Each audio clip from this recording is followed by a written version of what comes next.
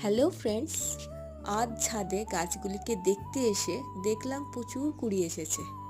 তার মধ্যে দেখলাম শর্মি সরকার ব্লগ, দিদিকে তো তোমরা সবাই চেনো। দিদির কাছ থেকে নেওয়া গাছের চারা, সেখান থেকে মাত্র 11 মাস বয়সে ফুলের কুড়ি চলে এসেছে। তো দেখে তো খুবই ভালো লাগছে, দিদির ফলগুলো দেখতে খুবই ভালো লাগে। তো সেরকম ফল আমার ছাদেও হবে। শুধু এই নয়, 8 ইঞ্চি টবেও যে ড্রাগন গাছ লাগানো হয় এবং সেখান থেকে ফল পাওয়া যায়, সেটা আজ দেখাবো। দেখো কত ছোট গাছে আমার কুড়ি চলে এসেছে মাত্র 1 বছরে, তাও ডালটা ম্যাচিওর ছিল না। তো তোমরা যারা ভাবছো যে ড্রাগন গাছ ছোট জায়গায় লাগাবে, তারা লাগিয়ে ফেলো। ধন্যবাদ।